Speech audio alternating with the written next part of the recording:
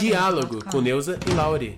Iniciando a série Diálogo. Olá, eu sou a professora Neuza Klingofer, pedagoga da Escola Sofia. Olá, boa tarde. Eu sou a professora Lauriana, pedagoga da Escola Professora Sofia Gettner Roslindo. Hoje, dia 31 de maio, nós vamos iniciar o primeiro episódio da nossa podcast sobre a BNCC. Vamos tratar de assuntos relevantes como o que é a BNCC, para que serve, a origem da BNCC, sobre o protagonismo do aluno, a maior inserção da tecnologia nos currículos, as 10 competências e apresentaram os cadernos do currículo do ensino fundamental da Prefeitura de Curitiba. Então, para que vocês entendam por que a nossa tela está aí parada, é assim que funciona podcast. É como se fosse um programa de rádio, onde a gente ouve o que estão falando. Você pode estar ouvindo lavando uma louça, deitada num sofá, descansando, andando, fazendo seu exercício, estará nos ouvindo. Então, vamos então ao assunto do nosso dia. BNCC, o que é e para que serve? A Base Nacional Comum Curricular é um documento de caráter normativo que define o conjunto orgânico e progressivo de aprendizagens essenciais que todos os alunos devem desenvolver ao longo das etapas e modalidades da educação básica, de modo a que tenham assegurados seus direitos de aprendizagem e desenvolvimento. Esse documento, ele serve também para o alinhamento das políticas e ações, para que o governo possa se organizar em relação à educação. Ele ajuda a superar a fragmentação das políticas educacionais. Ele fortalece o regime de colaboração entre as 3 esferas de governo, ou seja, ele é uma baliza para a qualidade da educação no nosso país. A BNCC surge, como já está bem dito, para garantir as aprendizagens essenciais. Por que este termo? Porque antes de surgir a BNCC, havia e ainda há uma muito grande dos conteúdos sendo trabalhados. Há conteúdos que são do 2º ano, que são trabalhados em algumas regiões do Brasil no 5º ano, assim como vice-versa, também acontece. Então, para diminuir essa discrepância, surgiu então a BNCC. Ela respeita a regionalidade, por isso que foi dado espaço de que cada prefeitura constitua o seu currículo, porém pautado nas aprendizagens essenciais postas na nossa BNCC. Elza, me veio na cabeça agora, após essa sua fala, que nós, como servidores de Curitiba, como professores aqui de Curitiba, já passamos por uma situação muito parecida, pois antes, cada escola trabalhava de acordo com o currículo, mas o currículo era anual. Então, tinha escola que já tinha trabalhado um conteúdo, a criança pedia transferência, acabava saindo perdendo outros conteúdos. Então, puxando isso para a nossa questão aqui da BNCC também, somente agora, em 2016, que a Curitiba conseguiu organizar um currículo adequado em relação aos trimestres, né? Isso mesmo. Até em Curitiba estava acontecendo essa discrepância. Exato. Mas também temos que pensar que antes da BNCC já houveram outras tentativas de engajamento em relação a um currículo unificado, em especial os PCNs, mas infelizmente um documento tão interessante, tão bom, que trazia tanta questão da diversidade, ele não deu certo. Motivos e as razões até hoje ninguém sabe dizer, mas demorou quase 20 anos para que essa BNCC nova acontecesse. Mais um comentário importante sobre a BNCC é de que ela está pautada em alguns exemplos de alguns países. Tanto é que, se você analisar o currículo dos Estados Unidos, você vai ver que a tabela de códigos que estão na BNCC também estão no currículo dos Estados Unidos. E o campo de atuação, que é algo novo que aparece na BNCC, também estão postos de forma muito similar na França. Deus, eu acho interessante a gente falar o currículo novo que saiu agora, está fresquinho, de Curitiba, pautado na BNCC, mas Curitiba também está puxando para a questão da cidade educadora. Exatamente, que ela é o nosso maior contexto para dialogar com o conhecimento. Este é o caminho apontado, né? Curitiba também puxa para a questão da equidade e a inclusão como princípios a serem defendidos por todos os envolvidos no processo de ensino e aprendizagem. Exatamente. É uma preocupação muito relevante e indispensável. E ainda lembrando que aqui está dizendo assim, aprendizagens essenciais, significa o quê? Que nenhum de nós, eticamente falando, poderemos trabalhar menos do que as aprendizagens essenciais. Significa que podemos trabalhar acima dessas aprendizagens, nunca abaixo delas. Diálogo. E agora, tratando da origem da BNCC, já havia esta disposição, essa preocupação com a aprendizagem de qualidade desde a Constituição Federal de 1988, no seu artigo 205, onde dizia: a educação é direito de todos e dever do Estado e da família. Portanto, a sociedade está visando, a sociedade e a política está visando um pleno desenvolvimento da pessoa, seu preparo para o exercício da cidadania e sua qualificação para o trabalho. Elza, aqui eu trago mais um apontamento que nós já havíamos conversado, que é interessante as pessoas saberem que nós já estamos estudando para estar fazendo essa nossa primeira sessão há muito tempo. Então, lá numa das nossas discussões, foi que uma coisa que me incomoda é a questão da qualificação para o trabalho, porque é muito puxado para esse lado e a educação não é só isso, ela tem muito mais a oferecer. Porém, ainda temos essa visão que é considerada antiquada, mas estamos falando de uma Constituição feita em 1988, né? Exatamente. Até nós estamos discutindo que houve muitas perdas quando haviam a preparação para o trabalho, na verdade, né?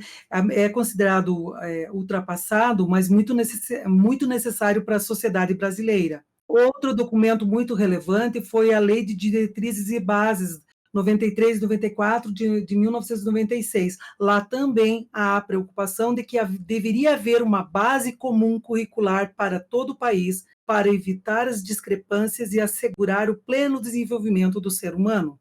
Outro aspecto que aponta fortemente é na nossa BNCC, e inclusive já há longa data a nossa Prefeitura de Curitiba, através do currículo básico, e agora o currículo que nós estaremos iniciando nos nossos estudos do ensino fundamental, um diálogo com a BNCC, aponta muito fortemente sobre o protagonismo do aluno. Mas então, o que é isso, esse protagonismo? Como é que nós vamos trabalhar desta forma para desenvolver esse protagonismo? Então, há alguns anos, a ideia do professor como principal transmissor de conhecimento ou como detentor único do saber já vinha perdendo força, e com a BNCC isso é intensificado. A ruptura dessa visão mais antiga acontece em grande parte porque os alunos das gerações atuais mudaram e são mais independentes. Se antes era somente na escola que o conhecimento era adquirido, hoje o conhecimento é mais acessível e está, na maioria das vezes, na palma da mão. É o celular, né, gente? Cabe agora ao professor transformar sua forma de atuação.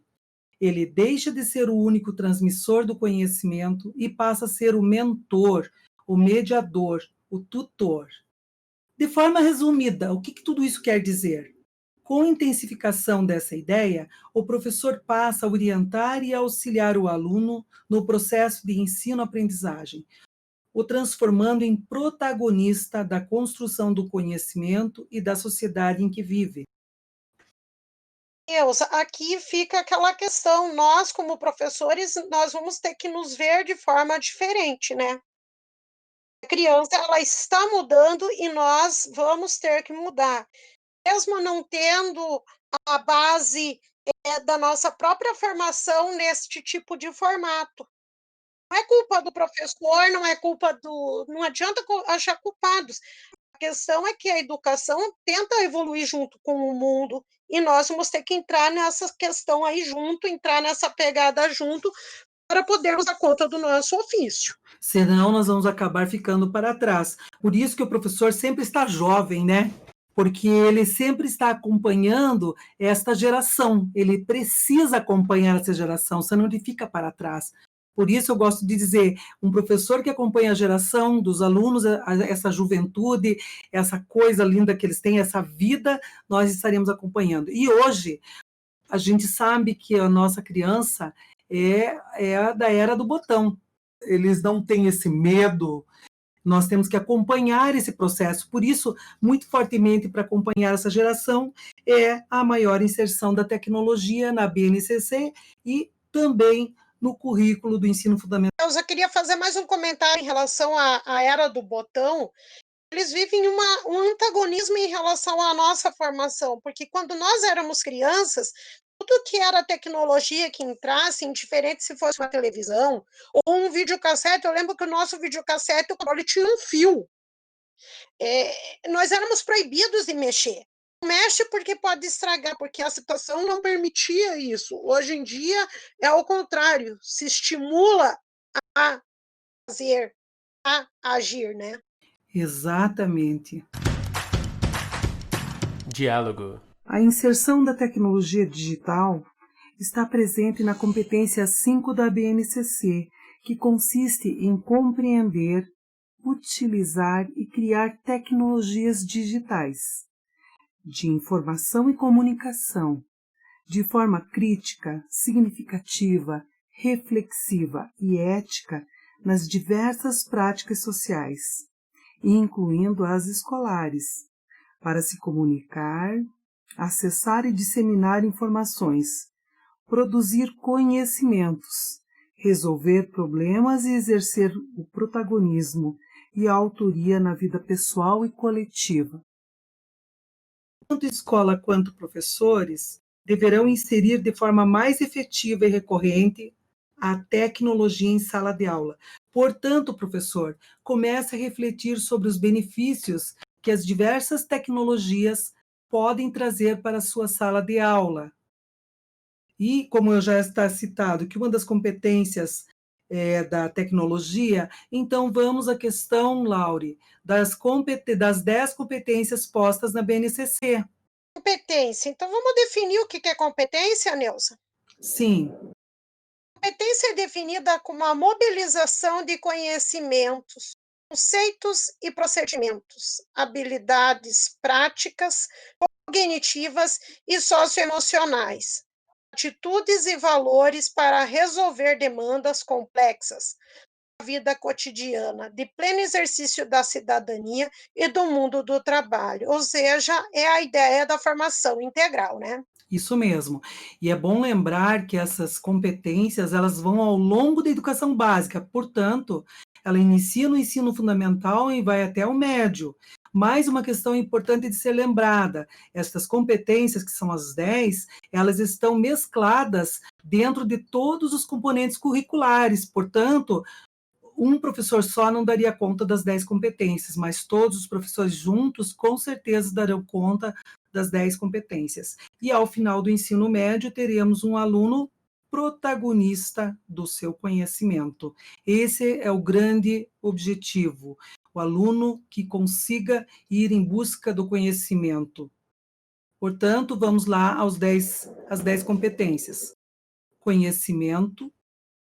2, pensamento científico, crítico e criativo. O terceiro, repertório cultural. Quarto, comunicação. O quinto, que nós já falamos bastante, o digital. Sexto, trabalho e projeto de vida. Sétimo, argumentação. Oitavo, autoconhecimento e autocuidado. Nono, empatia e cooperação. Precisamos mesmo de um mundo melhor, né? 10º, responsabilidade e autonomia. Quer dizer que o 10º é muito interessante e nos lembra muito de que nós não queremos alunos passivos aceitantes. Se a educação conseguir alcançar a grande maioria desses objetivos, a nossa sociedade vai dar um grande pulo em questão de qualidade de vida, né? Isso mesmo. E só como título de conhecimento, para que vocês tenham noção, nós vamos só elencar para vocês os cadernos do currículo do ensino fundamental, e lembrando que nós temos também agora o caderno da educação infantil. Diálogo. O volume 1 é sobre os princípios e fundamentos. O volume 2, ciência da natureza. Volume 3, ciências humanas. Volume 4, linguagens, que ele é o caderno mais grosso, porque ele está com a arte, com a educação física, língua estrangeira e língua portuguesa. E lembrando que a língua estrangeira está posta para os anos iniciais e anos finais, mas não está posta para a educação infantil. Portanto, acho também que é bem na educação infantil que começa a se conhecer as linguagens. Portanto, eu recomendaria que também fosse trabalhado na educação infantil. E no volume 5, matemática, que é o medo da população em geral. Brincadeira. É maravilhosa esse componente curricular. Isso é o calcanhar de Aquiles. É, mas é aí que se desenvolve o raciocínio lógico, as competências necessárias para que a gente se defenda nesse mundo de Deus, né?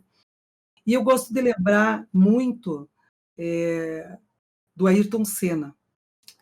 Para mim, ele é um exemplo de sucesso. O que ele fazia? Olha a postura de uma pessoa que gosta do que faz e quer ter resultado. Ele, toda vez que ele estava treinando, né, todos os corredores estavam treinando, os pilotos, vinha a chuva e eles paravam de treinar, iam descansar. E Ayrton Senna não, ele continuava treinando na chuva. Portanto, toda vez que chovia, todo mundo dizia, hoje o Ayrton Senna vai erguer o troféu, né? Ele vai erguer a taça.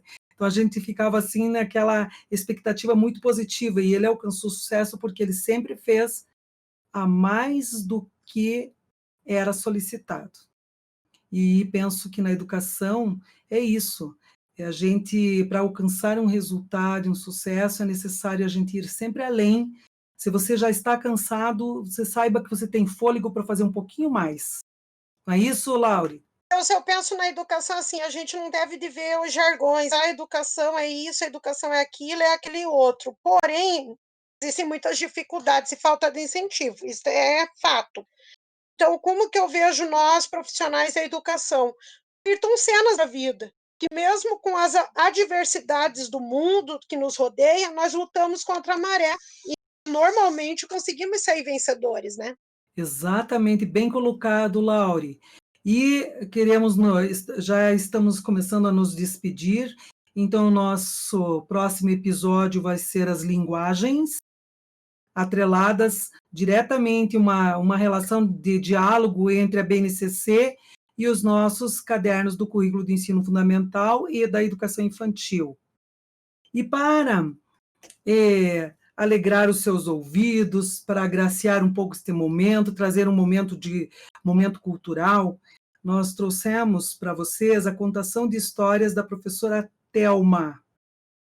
Ela vai falar sobre a lenda do amor. Olá, para vocês, uma linda história. A lenda do amor.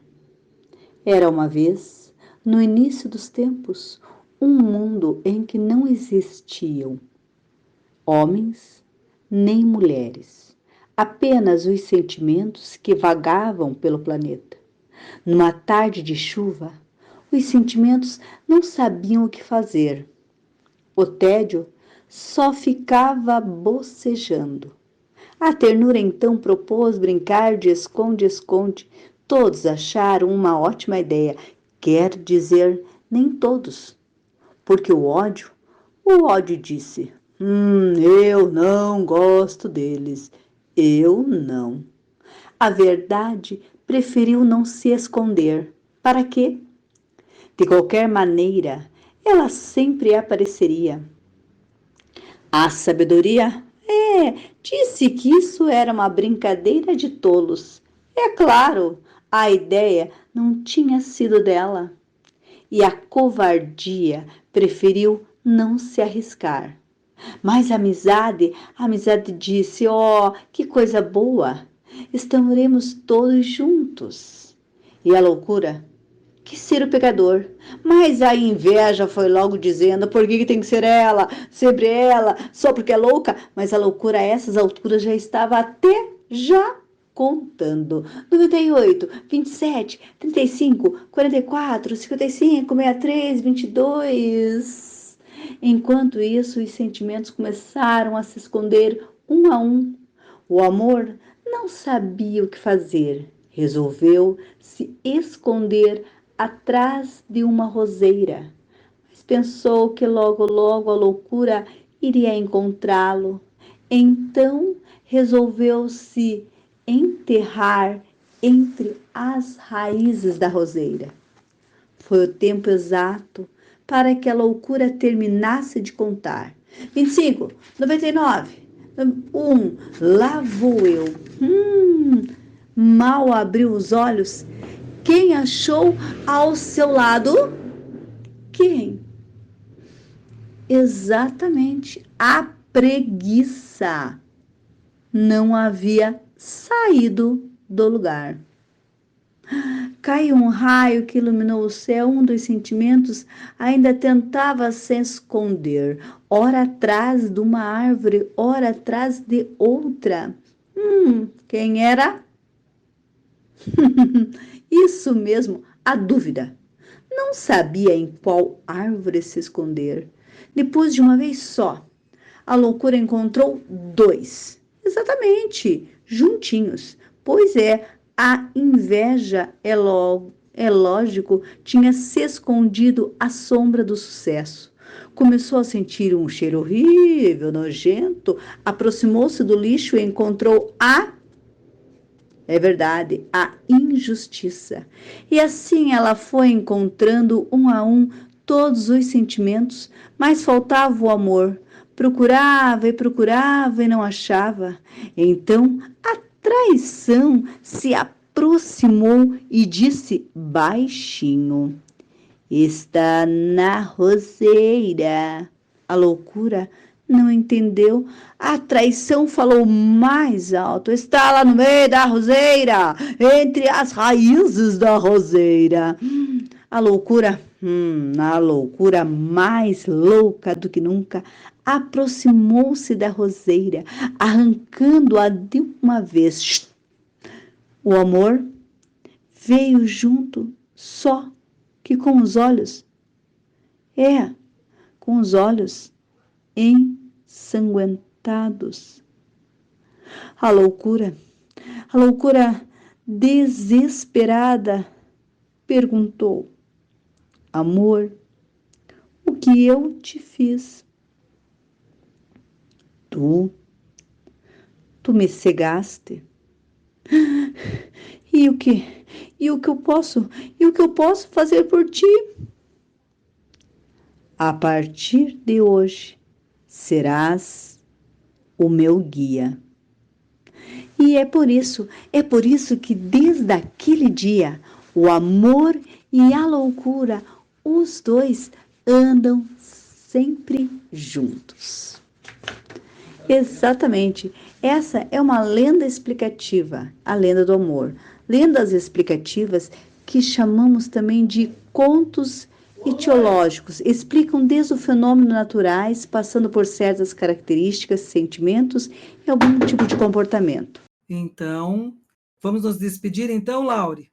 Sim, Neuza, e depois de de ouvir algo tão significativo em relação ao amor, o que a gente pode dizer? Vamos continuar tendo amor pela educação, né? Isso mesmo. Vestindo a camisa. Diálogo. Então, vamos nos despedindo, Laure? Vamos, Neuza, obrigada por tudo, pelo empenho, por me deixar participar desse momento e espero lá no segundo episódio. Isso. Eu é que agradeço o teu empenho e a tua disponibilidade. Nós duas aqui temos que unir nossas forças para mostrar que a educação tem um caminho e que nós vamos alcançar o sucesso que é tão esperado. Um país de zero analfabetismo, né?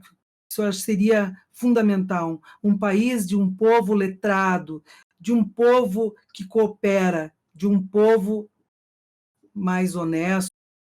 Mereça ser chamado de brasileiro, né, Neuza? Isso. Eu acho que nós temos que pensar assim, nós temos que ter uma civilização melhor para a futura geração, não é? Para essa geração, para a futura geração, pessoas melhores para esse mundo. Tá certo? Então, eu me despeço daqui. Um grande beijo para todos e muito obrigada pela participação. Adeus, tchau, gente. Tchau.